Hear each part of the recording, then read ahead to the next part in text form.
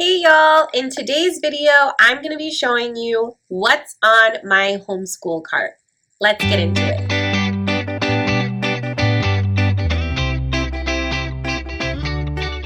I'm super excited about today's video because I am collaborating with a homeschool mom who I absolutely love. It is Shauna over at Making Everyday Magic. She is one of my favorite channels to follow here on YouTube. She shares all things homeschool and all things secular homeschool. If you're not subscribed to her already, I highly recommend that you go do so.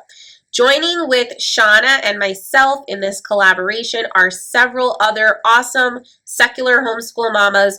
So make sure you go check out the playlist. I will link it in the description below so that you can see what's on all of our homeschool carts or our sort of daily use homeschool organization area. That's a lot of words, but hopefully you know what I mean. So for our homeschool personally, I have showed you guys a full tour of our homeschool space, which is behind me. If you haven't watched that video yet, go check that out. I'll put it in the cards and in the description box.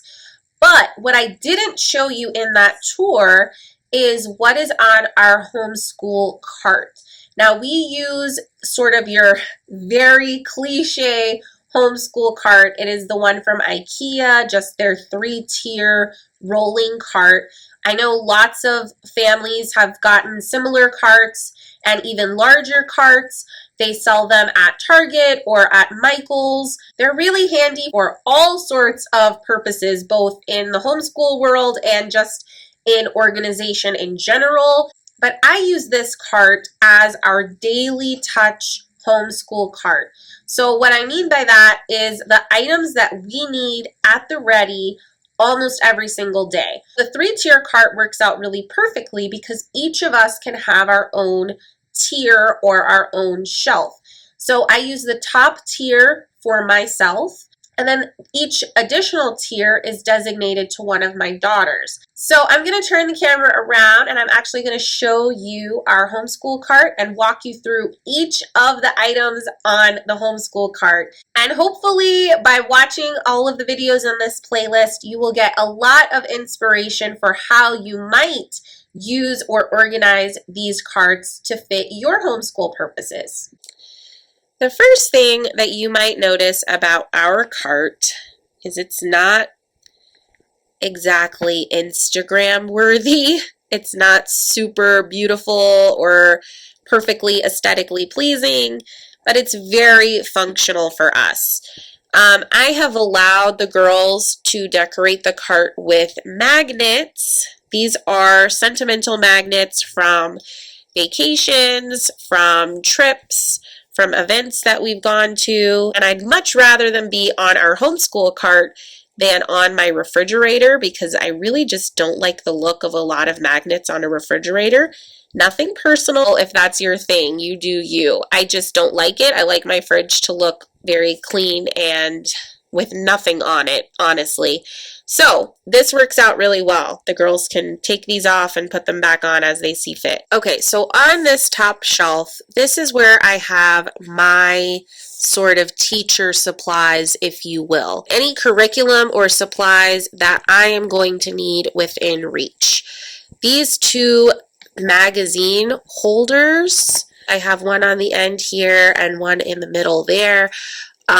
These are from IKEA. They're very inexpensive. They're not super sturdy. I've had a couple of them tear on me already, but you know, I like the colors. They're cute and they're so cheap. So I'm just going to work left to right. On the far left here, I actually have this little chalkboard that I kind of DIY'd. So this is a tablet stand from IKEA, and I put a vinyl adhesive on it that is a chalkboard material, and it's also magnetic. And so this comes in handy for a lot of things. My girls will use it for our All About Reading tiles when they're doing their individual lessons, to practice, you know, orthographic mapping or spelling or all of that stuff.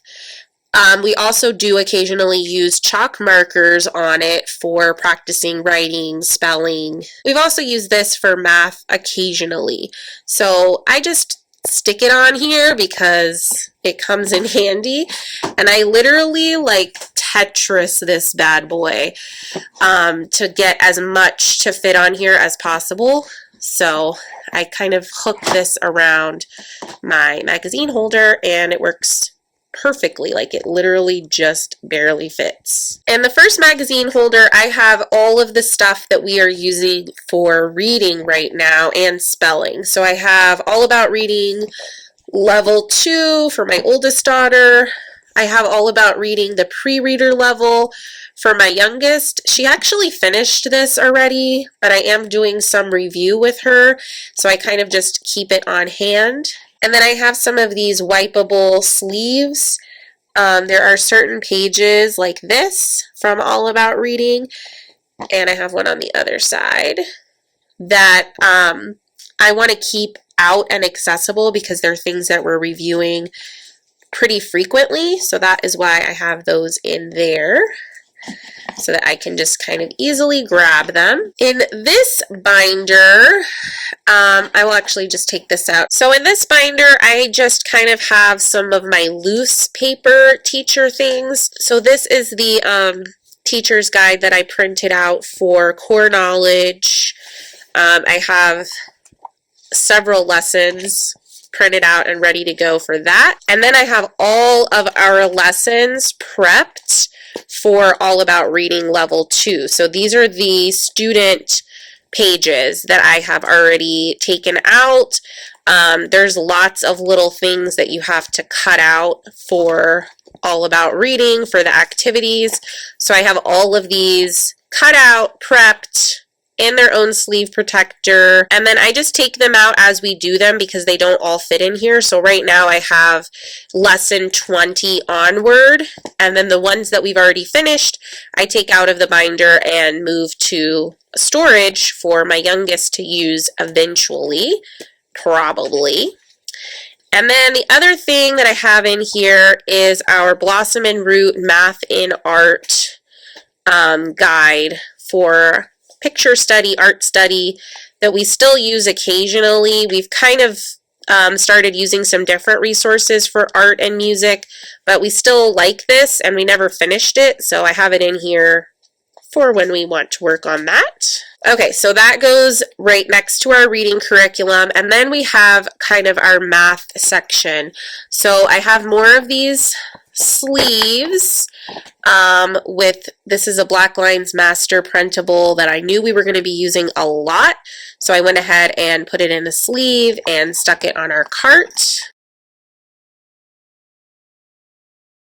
And then I have some more sort of number activities that I have created just on cardstock for my youngest daughter, and those are in a sleeve here as well. And then right next to that, I have my teacher's guides for Singapore Dimensions Math. So I have my youngest, KB, and then I have my oldest, 2A, and I put them facing opposite directions because these spirals are really large and it wouldn't fit otherwise. And then everything over here is kind of group subjects that we do all together typically. So I have our science curriculums, I have Blossom and Root, I have the lab guide and the parent guide. Then I have our other science curriculum, Scientific Connections Through Inquiry. And then over here we have like our geography and our history resources. So this is an activity book that my youngest daughter uses while I'm kind of doing more in-depth geography and history with my oldest. My youngest can kind of listen and follow along and then do some really simple sticker work based on the location that we're studying. So that is really cool. She really enjoys that. Then I have our History Quest books. So I have the study guide, which is kind of like a teacher's manual. And then I have the read aloud. And then I have some loose worksheets here that I pulled out from this book. Again, this is just kind of easy activities for my youngest to do while I'm going more in depth with my oldest. And I got this from the Target dollar section. So they're just some really easy worksheets for different countries like this one. And I will look and see if they have a country in there that is in a region we're studying, and then I'll just pull out those worksheets and kind of just have them ready to grab and go. Over here we have our little passport book that we have been adding to, and this is part of the KiwiCo Atlas box subscription. So that's just kind of a fun resource that we like to pull out, we like to review with it, and then of course we're adding to it along the way as we're doing the boxes. This is a resource that has maps of Bible lands in it. And then on the end over here, I have our Grammar Island books from Michael Clay Thompson. I have the parent book and the student book. And that's something that we're kind of working through very slowly. I'm mostly doing the activities with my second grader, but my youngest does kind of just listen as we're reading it together. And then I have two poppets. So I have a smaller one, and then I have a large one that has 100 bubbles. This one is really good for math for obvious reasons. It has rows of 10, so it acts like a 100 frame. And then this one is really good for orthographic mapping, reading, spelling lessons. So I have those kind of accessible and easy to grab. And then over here, I have a little cup that has our chalk markers and our chalk for our chalkboard. On the back of the top tier, I have an extra book stand, and this is kind of just like a flimsy one that I got off Amazon, but I do still use it pretty frequently, so that just goes right back here. I usually will also have a pack of baby wipes back here because it just makes homeschool mess cleaning up much easier and faster. I think we took them out to clean the lunch mess, but they will go back in here after we're done with that, and they fit perfectly in that little gap. So as you can see, it is not the prettiest display, but it is very organized and it is very functional for me. I have everything that I need right there, and it's a tight fit, but it's a perfect fit. Now moving on to the second tier. The second tier is for my kindergartner, my hybrid pre-K kindergartner. So she has all of her things on this tier that she needs to easily grab and go. These boxes I got from Walmart, and they fit perfectly, so I was super excited to find those. They even have the rounded corner, so there's no wasted space here. And let me just show you what I have in here. So for my almost 5-year-old, I basically just put everything in this box that she is going to need right now or for the next, few weeks, for the foreseeable future. So she has a pair of scissors in here. We have a chalk block that we've been using for number bonds. She has some cube counters. Again, that's what we've been working on with number bonds. Not sure how the chalk got in here, so I'm going to take that out. She has her All About Reading pre-reader cards in here. A fun little eraser stick. I don't know what to call this, but it's erasers. And each of my girls have these. They like these fun little novelty things. She has her own ruler. And then this is a jar of marbles and disc counters. Again, right now she's working on number bonds. And these are manipulatives that we've been using regularly, so I just decided to keep them in here for now. She has her little reader book from The Good and the Beautiful Level K Primer. This is the first and last curriculum that I'm going to buy from The Good and the Beautiful, but she is still working through it as a bridge for her between All About Reading Pre-Reader and All About Reading Level 1.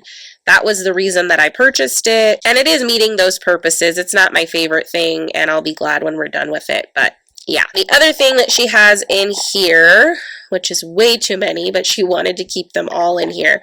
We got these from the dollar store. They are little reading highlighters so that a child can focus on just reading one line at a time. And they came in this giant set. I think we got like 20 of them. So she has a few of those in here. And then these are some number cards from Blackline Masters.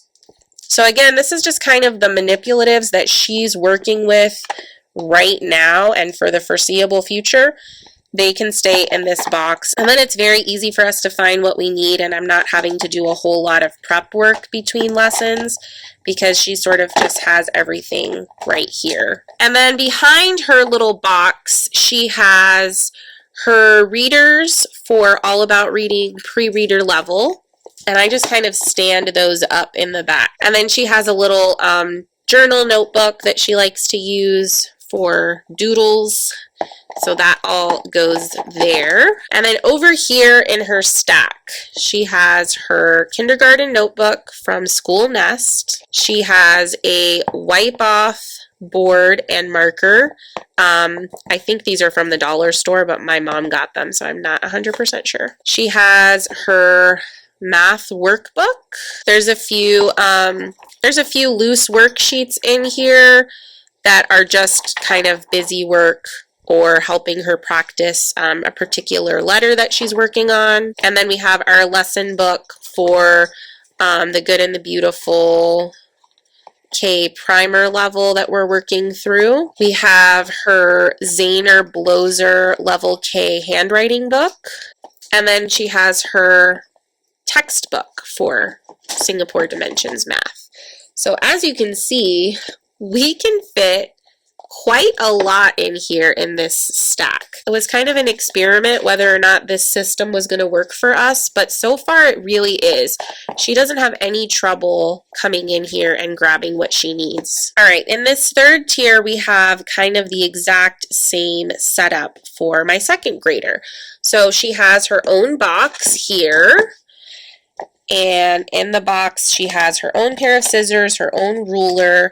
She has her cards from All About Reading Level 2. She has the same collection of the little reading highlighters over here. She has a large rock that she painted to hold her cards in place and keep them from falling, which is pretty helpful. She has her little novelty erasers. See, these cards fall. All About Reading does make a box that fits these cards perfectly, but it's like $18, and I couldn't bring myself to spend $18 on a box. And I didn't have the box because we buy our All About Reading secondhand. So it is what it is. Down here, she has some little laminated cards from All About Reading, and then also some little labels that we just made with paper for sentence diagramming. So this one's for noun, and she has adjective, that kind of stuff. So those are all just loose in there, and it's not perfect, but it works pretty well. So far, we haven't lost anything permanently. And then behind where her box sits, we have the two readers for her All About Reading level right there. And then we also have her watercolor book. And this is just another form of notebooking that we do. So we have their grade level notebooks, and then we also have these watercolor notebooks. And I kind of let them decide what they want to do to document a particular thing. This one we were using a lot more, and now we've kind of switched over to the graded notebook. But yeah, this is just kind of a variety of work that she has in there. And again, those books just stand up right behind the box, and it all fits pretty well. And then she has her stack of books. So she has her second grade notebook from School Nest. And again, this is just another thing that we use for notebooking. I might make a whole separate video on notebooking. Let me know if you're interested in that. She has her little dry erase lap tablet. She has, this is just kind of an extra notebook that she uses for math. It's nothing fancy. It's just something I already had on hand. She has her own planner. That was a gift from her aunt, and she really loves it, and I really love it. It's really pretty. She has her math books. So for 2A, she's working with her textbook, her workbook.